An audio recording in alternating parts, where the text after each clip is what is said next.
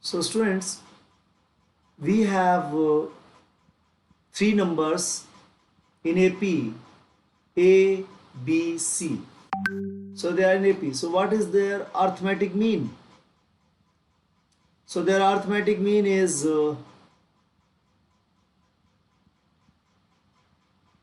means adding the three numbers and dividing them by 3. That's the meaning of arithmetic mean. Adding the three numbers divided by 3, yes or no? Yes, sir. So what are these three numbers? This is A. How can you write B as? A plus D. How can you write C as? A A plus plus 2. 2D. Divided by 3. So students, what do you get? 3A plus D divided by 3. And that's equals to A plus D. And what is A? Yes, sir. That is your B. Okay? That is your B, that which is the middle term. So got it?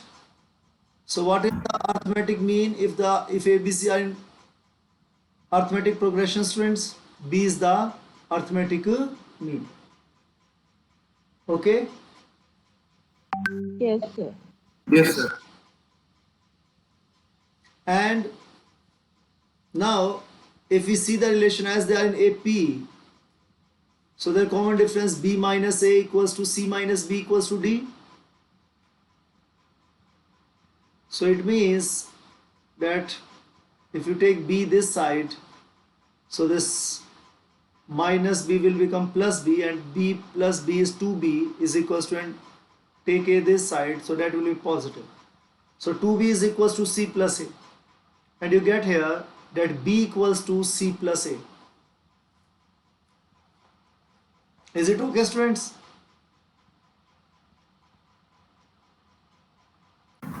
Yes, sir. And Yes. B is your arithmetic mean. So we can write this B as arithmetic mean. So in standard form we write arithmetic mean as only A as arithmetic mean. So in AP we have arithmetic mean. Okay?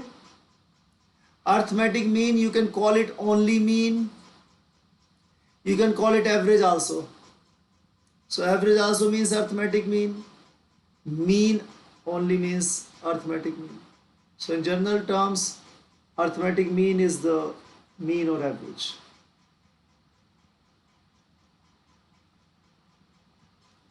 Got it, students? Write it down. Okay, sir.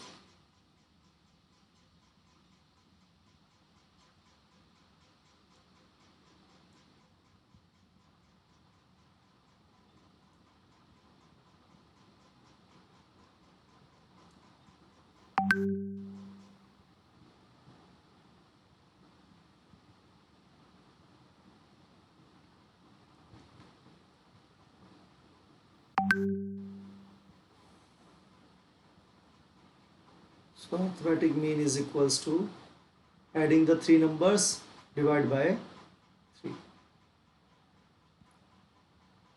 So putting the value of B here, putting the value of C here, because they are in AP. So this A is your A, this B is your A plus D, this C is your A plus 2D. Okay, students? Yes, sir. Shall we Yes. move ahead? Okay. Now let us talk of GP. So if the three numbers are in GP, what's their geometric mean? So geometric mean, A plus B. okay. So similarly, like we have calculated for this mean, arithmetic mean was equals to B if three numbers are in AP. So now let us calculate if A, B, C are in GP, Then what will be the three terms? AR, AR square. Okay. You want Yes. to find their geometric mean. So geometric mean means A into AR into AR square. So three. So I am finding the product of three numbers. So cube root. Okay. Yes, sir. So this will be A cube R cube raised to the power 1 by 3, and that is equals to AR. What is AR term, student? B. B. So that is why B is mean we write it as only G also.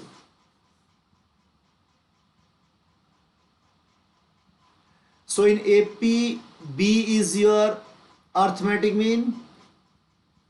In GP, B is your geometric mean.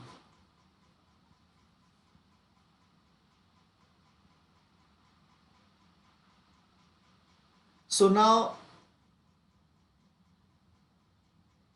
we know that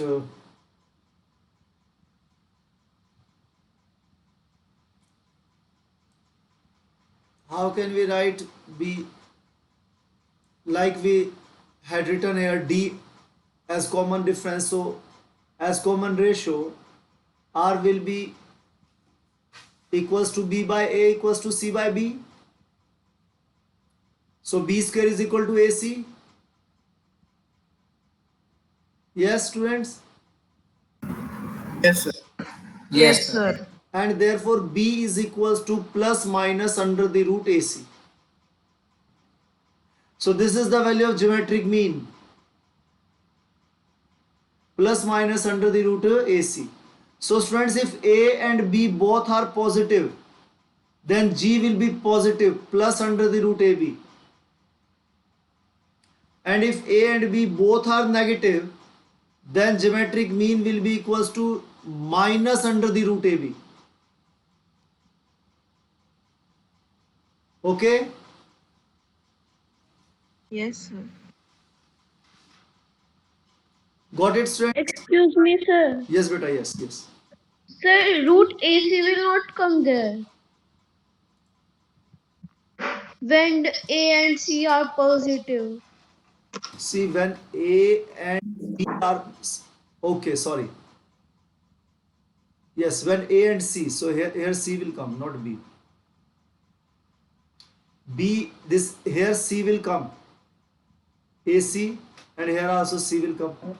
You are absolutely right.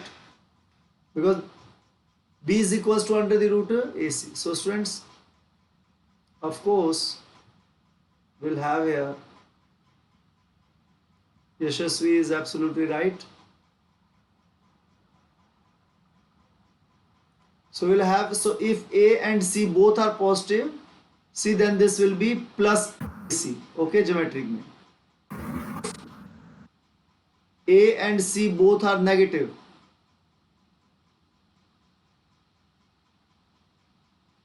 If A and C are negative, then you will have geometric mean as under the root AC. Okay? So geometric mean can be positive, can be negative. It depends on A and C. Okay, students? Yes, sir. Very good. Yes, sir. Now, Yes, sir.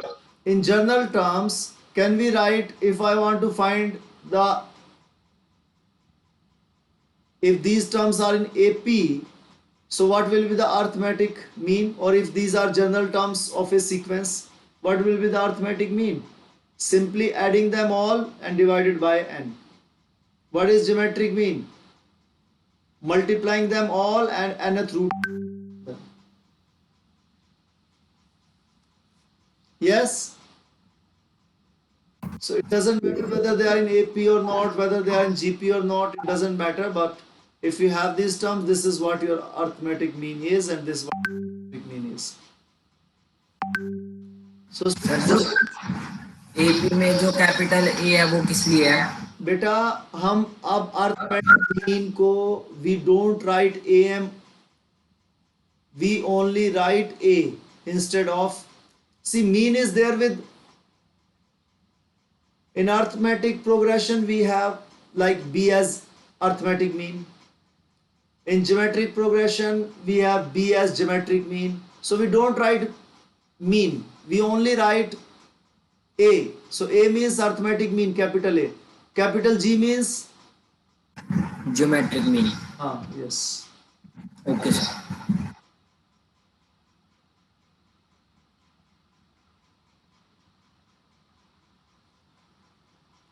Okay, students. Yes. Yes, sir.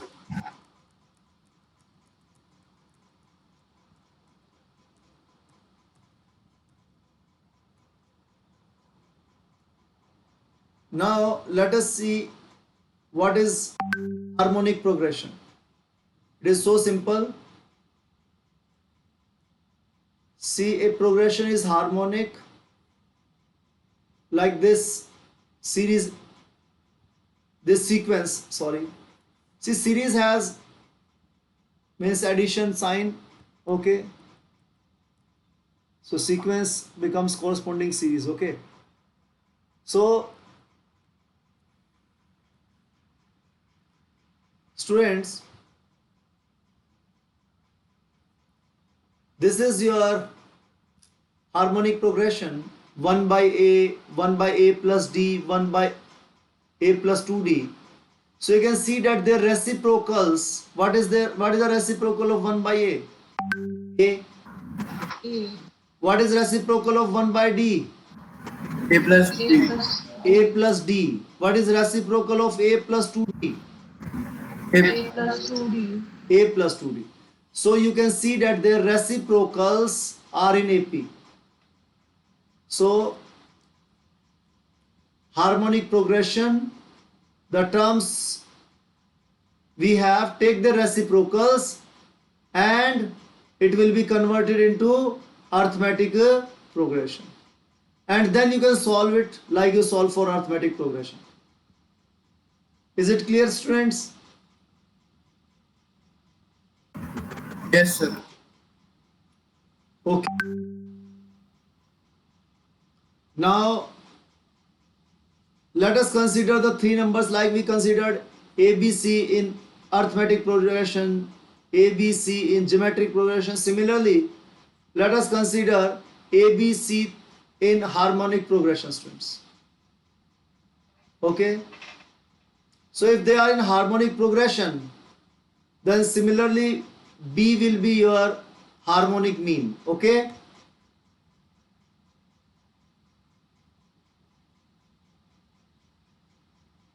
Yes, sir. So 1 by, Sir, what is the formula of harmonic mean? yes, see, this is the formula for harmonic mean. We are deriving this formula. Okay. So what will be harmonic mean? The formula for harmonic mean is, if suppose you have these numbers A1, A2 up to AN, you want to find their harmonic mean. So harmonic mean is equals to N divided by 1 by A plus 1 by A2, means N divided by their sum of their reciprocals. This is the formula for harmonic mean. So student, these are the general formulae for arithmetic mean, adding them all and divide by N, geometric mean, product and then nth root, and then harmonic mean and divided by 1 by A1 plus 1 by A2 and so on plus 1 by AN. Okay. Yes, sir. So if you would like to find out the way you have found that B was your, you proved that B is the geometric mean, and in AP B was your arithmetic mean. So here also you can prove, students, like ABC are in harmonic progression. So their harmonic mean will be equals to what? 3 divided by 1 by A plus 1 by B plus 1 by C. Okay. and that will be equals to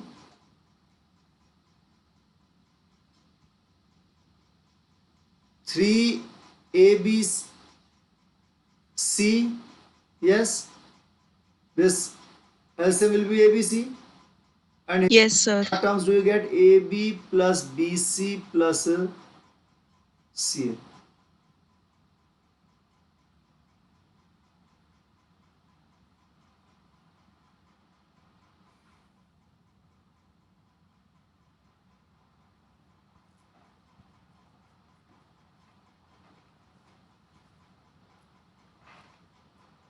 Now look here.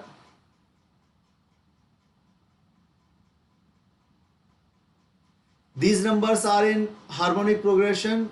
So B is your harmonic mean here. So let us find the value of B. So it means A, B, C are in harmonic progression. So it means their reciprocal 1 by A, 1 by B and 1 by C are in AP. Yes, sir. So 1 by B equals to, if B is the harmonic mean, so now use the AP students. If these three numbers are in AP, then how will you write their arithmetic mean? 1 by B equals to 1 by A plus 1 by C divided by 2. Yes, sir. And you solve this 1 by A plus 1 by C, that will be A plus C divided by AC upon 2. Yes, sir. And 2 and AC will be multiplied, so A plus C upon 2 AC. This will be the value of 1 by B.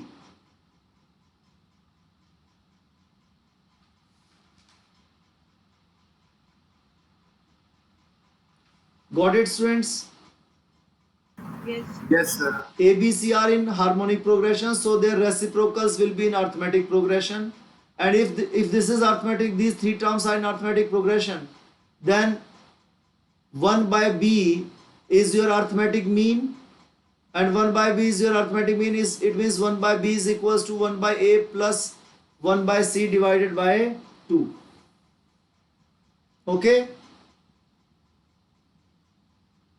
And that's equals to, so 1 by B is equals to A plus C divided by 2AC. So taking the reciprocal of this 1 by B, so B is equals to, so reciprocal of this side also, so 2AC upon A plus C.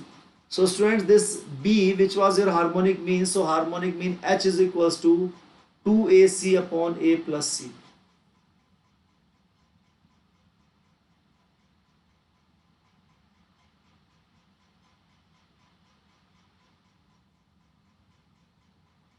Okay? Yes, sir. See students, here also you can, from B, you can see clearly that from B here, take reciprocal of this 1 by B, this is B is equals to 2 divided by 1 upon A plus 1 upon C. Yes? Yes, sir.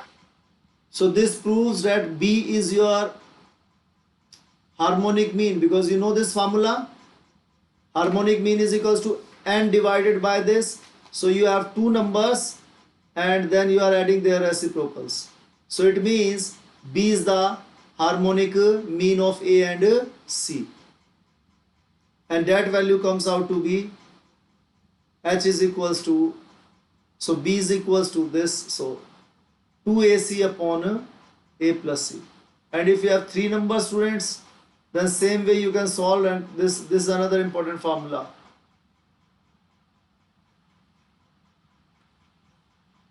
Students, this harmonic mean, sir, where do we need this arithmetic mean, geometric mean, harmonic mean? See, we have one more mean also. Students, are you comfortable with these three means? Yes, sir. Yes, sir. See, we have one more mean also.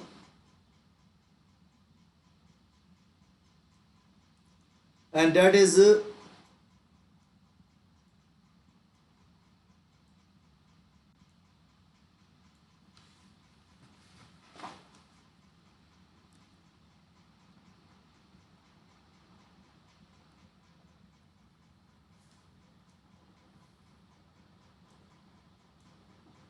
that is root mean square.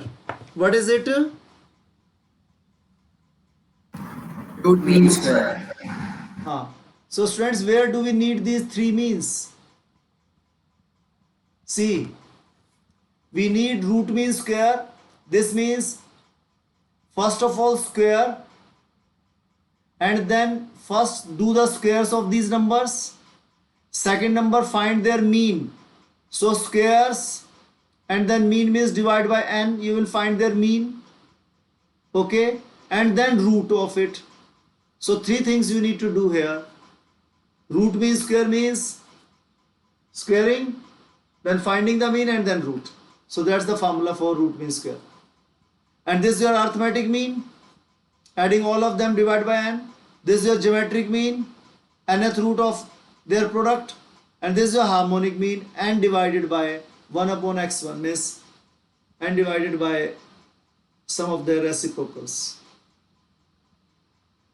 Okay,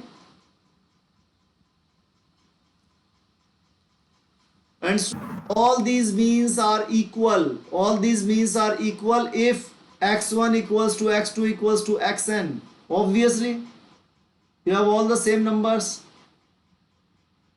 So if you make them same, you will get harmonic mean, geometric mean, arithmetic mean also as one of the numbers. Okay? Yes, sir. So students, very important point. Where do we need these four means? See, in your NCERT you have two means, arithmetic mean and harmonic mean. Okay, that's your NCERT. Now, arithmetic mean, geometric mean, harmonic mean, this is the syllabus for competitive exams. These three means. Even if you are appearing for NDA or IIT, any where maths will come, so you will find these three means. Okay, in CBSE you have arithmetic and geometric. Now if you do physics, so this harmonic mean will be there. You will use when you will be finding average speed. What you will be finding? Average speed. Let me give you one Average example. speed. I have gone from A to B with a speed of 40 km per hour, and I came back from B to A with 50 km per hour. Okay, so what's my average speed? So harmonic mean is to find the mean for the ratios, because you know that speed is a ratio. Okay, so average speed will be equals to 2 divided by 1 upon 40 plus 1 upon 50, and this will comes out to be, when you solve it, can you solve it? Its answer will be 48 km per hour. You can solve it, students? Yes. Yes, sir. And if you would like to do it with the help of formula also, you can do, is finding the speed. See, there can be some students of humanities also. So in 12th class students, you will be dealing with speed and this thing. Okay, so doesn't matter. So average speed. So even if you find total distance travel upon total time taken, still you will get the same answer. Why total distance? Let the total distance, one side distance is x, another side distance will also be x, and the total time taken. So time taken for first journey, distance upon speed, distance upon speed is your time. So t1 plus t2, and this is your distance. So total distance upon total time. So here also x cancels out, and you will get 1 plus 1, 2 upon 1 upon 40 plus 1 upon 50. Is this clear, students? Yes, sir. So harmonic mean we use to calculate average speed, and other ratios. Now arithmetic mean is just simply mean or average. Geometric mean we use it in finance, accounts, economics, when we need to find the average annual growth rate. Means when we are dealing in terms of percentage. तो जब percentage आपको दी हुई हो और उन percentages का आपको mean निकालना हो तो you will find geometric mean. Okay. Now root mean square, ये 12th क्लास में आपका चैप्टर है अल्टरनेटिंग करंट फिजिक्स में, ये वहां पर आएगा root mean square. So it is part of alternating current. जब हमें फार्मूले लेने होते हैं, जो डीसी के फार्मूले हमने बनाए जैसे V is equals to I R, हम चाहते हैं ये सेम फार्मूलेज हम एसी के लिए भी यूज करें, तो हम इस कंसेप्ट को यूज करते हैं रूट मीन स्क्वायर को. तो अभी आपको जानने से होते हैं, एक जनरल डिस्कशन था बहुत इंपॉर्टेंट कि आपके लिए कि भाई 4 तरह के मीन होते हैं और किस मीन का क्या मीनिंग है, कौन सा मीन कहाँ यूज होता है. ये सब जो मैंने डिस्कस किया स्टूडेंट्स, ये कहीं नहीं मिलेगा आपको एक जगह. ओके. तो like I have given you the example of average velocity also. So very important learning is going on students. It is going to be very helpful for you people throughout your lives. चलिए, तो students note कर लिया आपने सब? Yes yes sir. Sir solve करने पे ये average speed 44.4 km आ रही है. अरे बेटा लो चलो सॉल्व करते हैं. चलो लेट अस सॉल्व इट. चलो 2 डिवाइडेड बाय 1/40 प्लस 1/50 कितना एलसीएम लिया? 200. तो कितना हो जाएगा? 5 + 4. ओके. तो कितना है? 2 डिवाइडेड बाय 9/200. ठीक कह रहे हैं आप. 400 बाय बिल्कुल बिल्कुल बिल्कुल. 48 कैसे आ सकता है? वैसे ही 45 मीन है. ये क्वेश्चन था 40 और 60 का. Thank you so much. और 40 और 60 से अगर आप जाते हैं तो 48 आता है. बहुत बहुत अच्छा किया. ये 40 और 60 के लिए स्टूडेंट्स, ये 40 और 50 के लिए बिल्कुल 45 से कम आंसर आएगा, 44 के आसपास आएगा. किसने बताया ये? Sir Ashwin. Ashwin. Good Ashwin, good. तो ये जो है, क्योंकि नॉर्मली 40 और 60 लेते हैं और उससे आंसर 48 आता है, तो वैसे भी लॉजिकली भी देखें तो अगर इधर 40 है और दूसरी तरफ जो है वो 50 है तो आंसर तो मिड है 45, और उसने 40 ज़्यादा टाइम तक ट्रैवल किया है क्योंकि कम स्पीड थी तो ज़्यादा टाइम लगा. तो इसलिए आंसर अगर मिड इसका 40 और 50 के बीच का मिड 45 है तो भी 40 की तरफ ज़्यादा आएगा क्योंकि 40 उसने ज़्यादा टाइम तक ट्रैवल किया एज कम्पेयर टू 50. लेकिन ये क्वेश्चन स्टूडेंट्स 40 और 60 के लिए है. 40 और 60 कर लो तो आपका आंसर आएगा 48.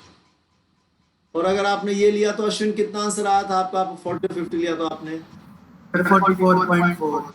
44.4. तो 45 से कम ही आएगा क्योंकि 40 उसने ज़्यादा टाइम तक ट्रैवल किया, क्योंकि स्पीड कम थी तो उसे टाइम ज़्यादा लगा इसे बी तक जाने में, और बाद में उसकी स्पीड बढ़ गई तो उसे कम टाइम लगा. तो इसलिए इसका रीज़न है. तो आप रीज़न भी समझ गए होंगे.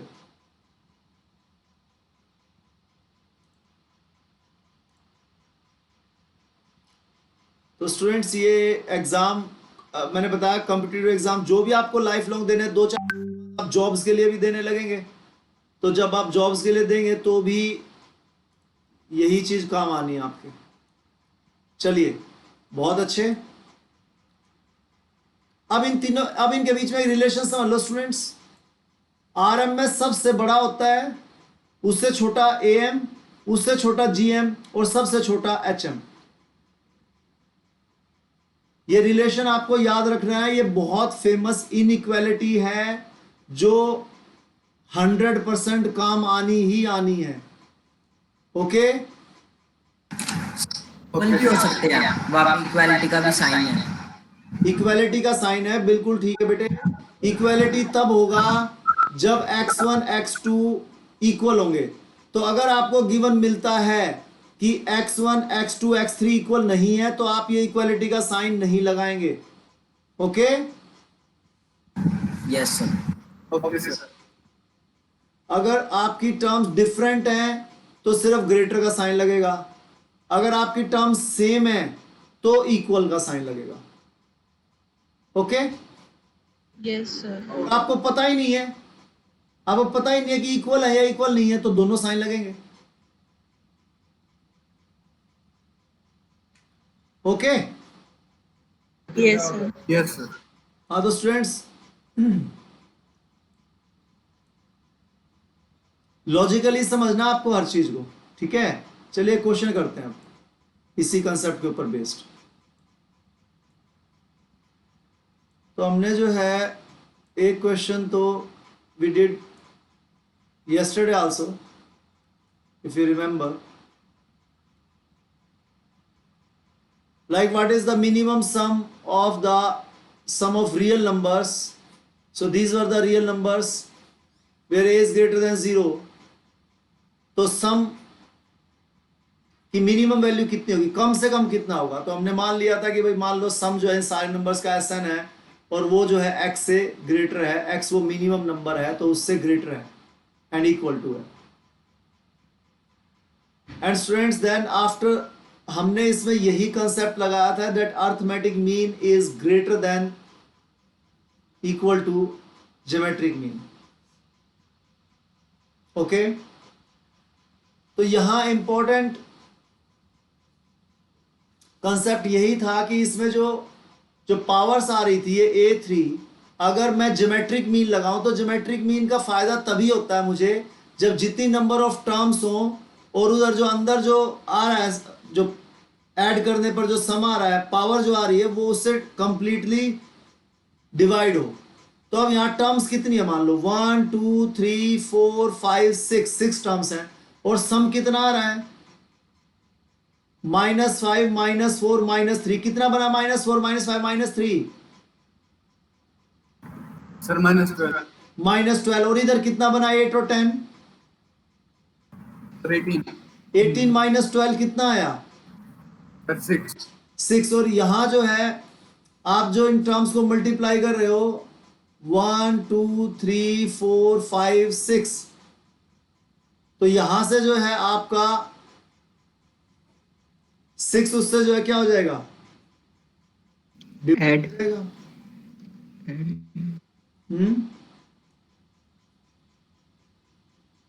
डिवाइड हो जाएगा ना, a raise to the power 6 और उसकी पावर 1/6, तो आपके पास a बच जाएगा ना। यहां पर प्रॉब्लम समझ रहे हैं क्या है, यस सर। अगर a बच गया तो जो आपकी मिनिमम वैल्यू है वो a की फॉर्म में आ जाएगी, और हमें a की फॉर्म में नहीं चाहिए, हमें मिनिमम वैल्यू चाहिए, मींस हमें कांस्टेंट नंबर चाहिए। ओके तो अगर सीबीएसई में आ जाता है तो आप ऐसे भी कर सकते हैं और मिनिमम वैल्यू a की फॉर्म में लिख सकते हैं। ओके लेकिन यहां पर हमें कंप्लीटली खत्म करना था, तो आप ये सोचो कि यहां जो सम था 18 था 8 और 10 का, तो इधर 12 तक तो पहुंच गया था मैं, 12 तक -12 तक। अगर मैं मुझे -6 और चाहिए, और -6 आप देख सकते हैं कि यहां जो 3 × a⁻³ है, तो यहां से a3 अगर मैं अलग कर दूं, ये 3a⁻³ को अगर ऐसे लिख दूं a⁻³ + a⁻³, क्योंकि इसका मतलब ये 3 टाइम्स a⁻³ तो अगर मैं इसको एक्सपेंड कर दूं, जैसे स्प्लिटिंग द मिडल टर्म आप करते हैं क्वाड्रेटिक, ऐसे इसको स्प्लिट कर दूं मैं, तो मेरे पास अब आप पावर देखेंगे कि 18 आ जाएगी टोटल, -18 और +18। Okay students, yes sir. तो यहां से अर्थमेटिक मीन क्या होगा, sum of all the terms divide by n। अब आपका टर्म हो गई 1 2 3 4 5 6 7 8, तो सारे टर्म्स का सम जो कि मुझे मिनिमम वैल्यू निकालनी है Sn divided by 8, it will be greater than the geometric mean. तो जो product of n terms and then nth root of it.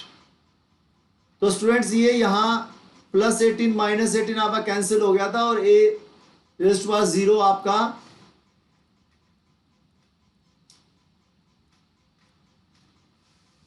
क्या आ गया था, 1 आ गया ना. Yes sir. So this way जो आपका सम है it comes, 8 will go this side, so 8, so Sn will be greater than equal to 8. तो ये आ गया था. We did this question yesterday. Yes sir. चलिए दोबारा रिवाइज भी हो गया.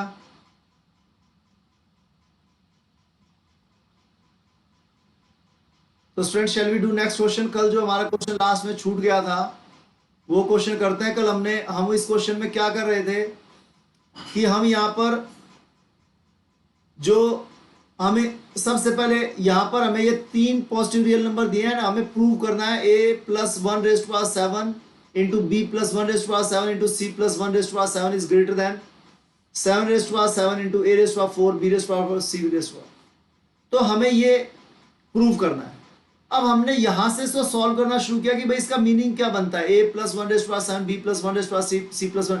तो ये हमने निकाल लिया. ये आया हमारा abc + ab + ac + a + bc + b + c + 1. तो ये तो हम समझ गए. लेकिन अब हमें यहां दूसरी तरफ जो हमने देखा तो it was 7 raise to power 7. तो हमें कांस्टेंट टर्म 7 चाहिए, बाकी तो वेरिएबल है. अब कांस्टेंट टर्म 7 कहां से आएगी, और इनइक्वालिटी है यहां पर. तो स्टूडेंट्स इनइक्वालिटी है, इनइक्वालिटी आएगी ना तो समझ लेना जो फेमस इनइक्वालिटी आपकी उसको जरूर ट्राई करना आपको. तो डेट इज जो पूरा है वो तो आपको पता ही है कि सबसे बड़ा होता है रूट मीन स्क्वायर, और फिर उससे छोटा arithmetic mean, Arithmetic mean. Geometric mean, उससे छोटा Harmonic mean. हाँ.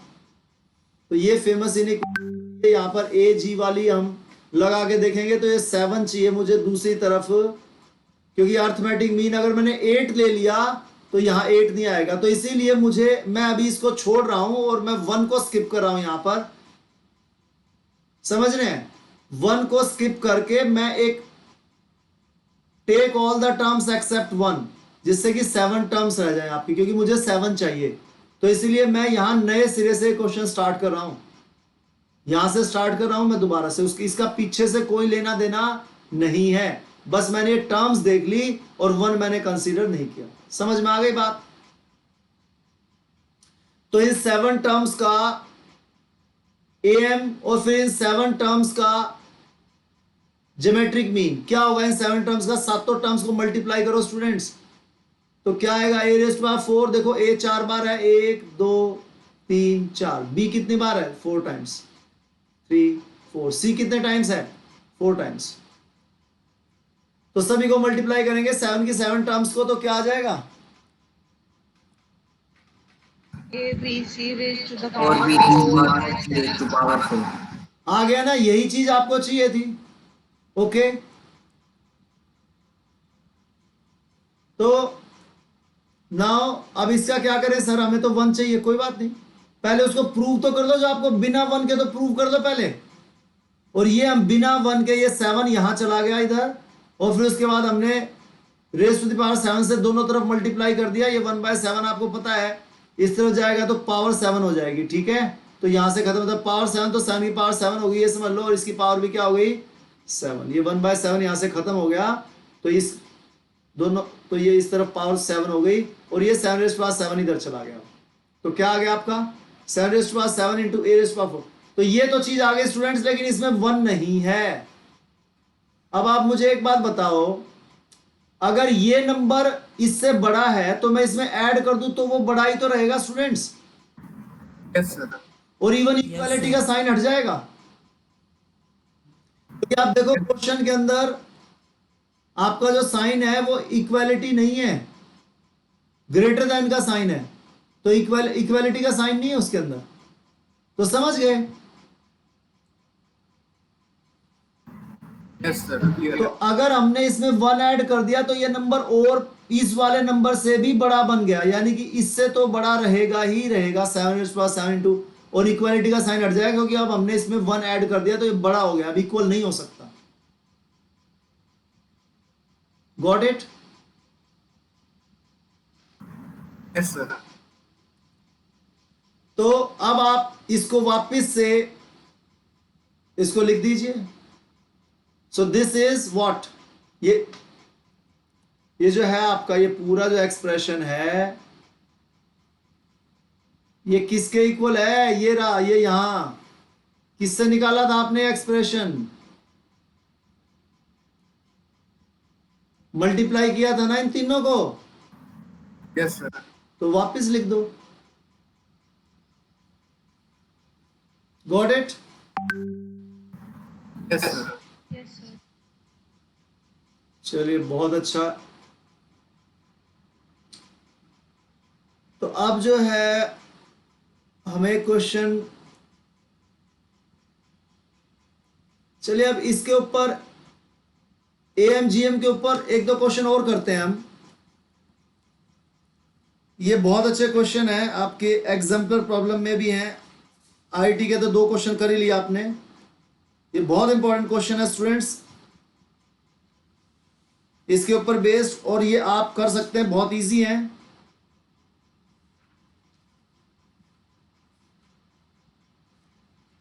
बता दिया आपको a is greater than equal to g, ये कंसेप्ट आपको यूज करना है, ठीक है। चलिए x y z are positive numbers, आपको प्रूव करना है x plus y into x y plus z into z plus x is greater than 8xyz। ये स्टूडेंट्स एनसीईआरटी एग्जाम्पलर का क्वेश्चन है। आपको पता है 2 बुक्स आपकी, एक एनसीईआरटी और एक एनसीईआरटी एग्जाम्पलर, उसमें क्वेश्चंस होते हैं अच्छे लेवल के। चलिए तो ये गिवन है आपको, ये प्रूव करना है। चलो हिंट मैंने आपको दे दिया है, am is greater than equal to hm, okay. gm, क्योंकि सीबीएसई में तो आपका एचएम है नहीं, तो am is greater than equal to gm। निकालो फटाफट, पहले तो टर्म्स आपको चूज करनी पड़ेगी, कौन सी टर्म्स लेंगे आप am gm निकालने के लिए। am आपको पता है ना, अगर 2 टर्म्स आपकी a b हैं तो am क्या होता है a प्लस बी बाई 2, और gm क्या होता है अंडर द रूट। √AB। अब यहां आपके पास टर्म्स क्या है एक्स वाई, तो क्या हो जाएगा x x प्लस प्लस y greater than equal to under the root. x positive y है स्टूडेंट्स, पॉजिटिव है, इसलिए यहां क्या आएगा पॉजिटिव। प्लस। तो उसी तरीके से अब y और z उसका निकाल लो आप, arithmetic mean, that will again be greater. अब z और x का निकालो, their arithmetic mean will be greater than their geometric mean। Clear है? Yes sir. Yes sir. और अब आप मल्टीप्लाई कर दो इनकी, राइट हैंड साइड अलग और लेफ्ट हैंड साइड अलग, तो ये आ रहा है नहीं आ रहा मल्टीप्लाई करने से, x plus y by 2 into y plus z by 2 into z plus x by 2 is greater than equal to under the root xy into yz into zx। yes or no? चलो फिर से yes sir. Further, ये इधर 8 है, 2 into 2 into 2 divided by, अब 8 तो इधर आ गया, अब आप x square y square z square. हाँ क्या आ जाएगा under the root x square plus y square plus z square. तो स्टूडेंट्स ये रूट हट जाएगा और ये स्क्वायर हट जाएंगे, तो क्या आ गया 8 एक्स वाई जेड। तो प्रूव हो गया स्टूडेंट्स। तो अगर आप अच्छे लेवल के क्वेश्चंस कर लेते हैं ना, तो ये सीबीएसई क्वेश्चंस तो आपको लगे बिल्कुल एकदम से फटाफट, ठीक है, एक और क्वेश्चन करें? Sir please wait for 2 minutes. Okay okay okay, हाँ नोट डाउन कर लो बेटा, कर लो।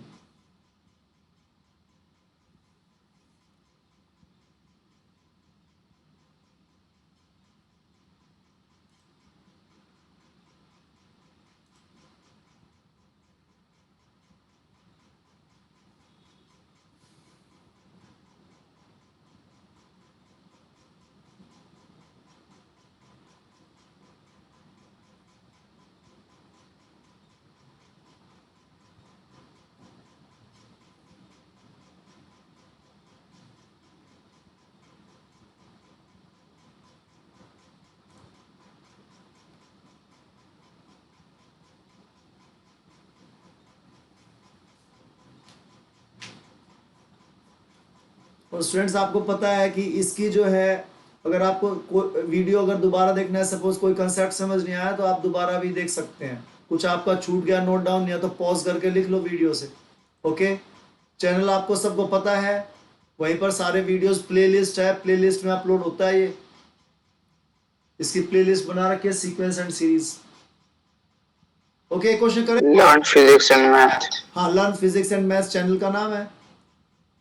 स्टूडेंट्स करें क्वेश्चन फटाफट, लास्ट क्वेश्चन आज का। Yes sir. Yes sir. चलो करो।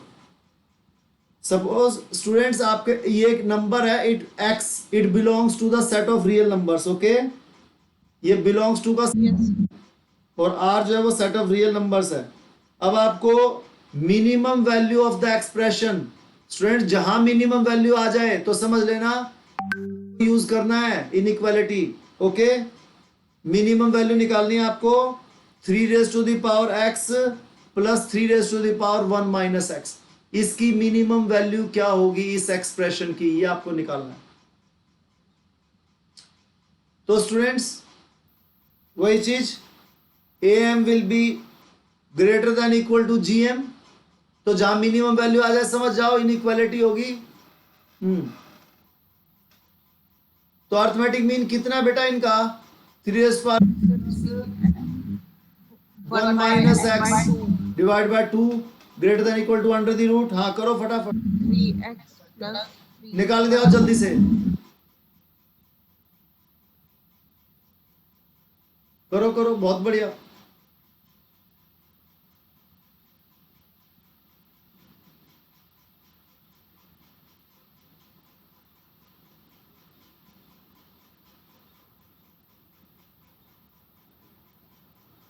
हाँ बेटा निकला, ये तो आपको चाहिए इसकी मिनिमम वैल्यू, तो इसको तो सॉल्व करना नहीं आपको।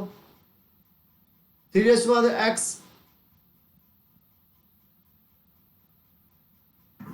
सर मिनिमम वैल्यू 2√3 आएगी। हाँ yes, sir your screen is not visible. हाँ बेटा इसमें देयर इज सम प्रॉब्लम। हाँ अब हो जाएगी विजिबल। हाँ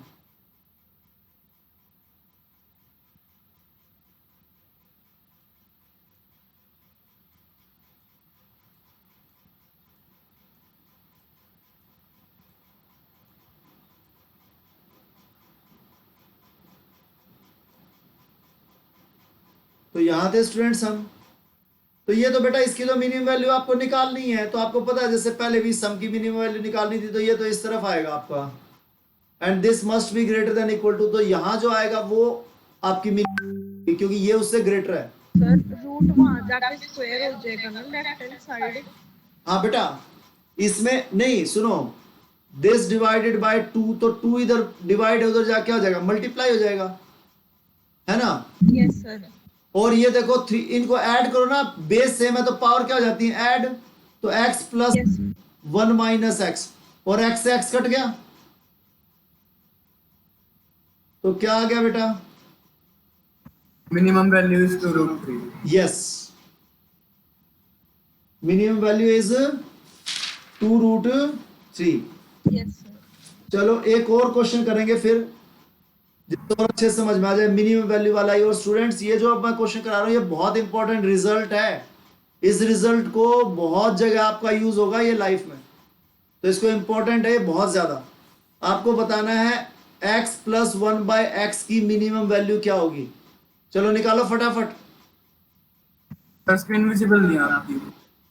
screen. Okay.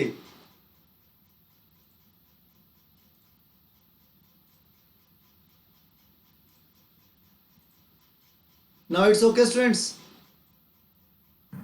Yes, sir. Yes, sir.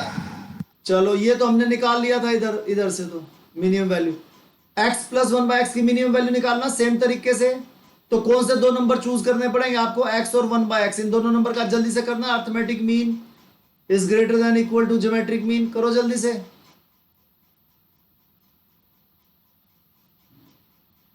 Sir 2। हाँ वेरी गुड, बहुत बढ़िया। तो x plus 1/x is greater than equal to x into 1/x, या तो स्क्वायर रूट लिख दो या रेज टू द पावर 1/2 लिख दो। स्टूडेंट्स बात तो एक ही। Yes, sir. तो x plus 1/x is greater than equal to 2. x cut गया, x कट गया, तो क्या आ गया, 1/2 इज 1, और ये 2 उधर, अरे इसको 2 से डिवाइड नहीं किया इधर, Yes, sir. तो ये 2 उधर जाके क्या हो जाएगा, Multiply. मल्टीप्लाई। स्टूडेंट्स इस रिजल्ट को आपको याद रखना है Okay, sir. कि ये बहुत जगह काम आएगा आपके, कि x एक नंबर और उसका रेसिप्रोकल, एक नंबर और उसका रेसिप्रोकल, उन दोनों का सम हमेशा 2 से ज्यादा होगा। कंडीशन है इसमें, x must be greater then 0, x positive होना चाहिए, ये कंडीशन है। तो कोई भी दो नंबर ऐड करना और उनका reciprocal, it will be greater than equal to 2। अगर x आपने 1 ले लिया, क्या ले लिया, 1, तो इक्वल हो जाएगा स्टूडेंट्स। अगर आपका x 1 है तो x plus 1/x is equals to 2 हो जाएगा। Yes, sir. और इसके अलावा बाकी उसमें ये चलता रहेगा। चलिए, thank you so much students, आज आपने बहुत थैंक यू सर। ये काम किया है, और कल हम इसी कंसेप्ट को स्ट्रेंथन करेंगे, क्योंकि बच्चे इसी कंसेप्ट पे जाके कंप्यूटर एग्जाम में अटकते हैं। और मैंने बताया था, इसके अलावा हम जो बाकी जो क्वेश्चंस हैं, आप जिस भी कंप्यूटर एग्जाम की तैयारी करना चाहते हैं, आप जो है उसके प्रैक्टिस क्वेश्चन सॉल्व करेंगे मैथ्स में, तो इजीली हो जाएंगे, कोई प्रॉब्लम नहीं आएगी। सीक्वेंस एंड सीरीज के सॉल्व करो, जितने क्वेश्चन आपको मिल जाए, जहां से मिल जाए, सीक्वेंस एंड सीरीज के क्वेश्चन सॉल्व करो। ओके, और ना निकले क्वेश्चन तो मेरे को okay sir. Okay, sir. Sir class Okay, sir. Work post करना है। हाँ बेटा, sir we have to post our class work. हाँ क्लास वर्क जो है आप पोस्ट कर देना, आपको लिख लिया ना आपने, यस यस सर। असाइनमेंट बना दूंगा, असाइनमेंट में आप पोस्ट कर देना, ठीक है। इसी Okay, मतलब ओके सर। ओके बेटे, thank you, see you tomorrow. Thank you sir. Thank you sir. Thank you sir. Okay. Thank you sir.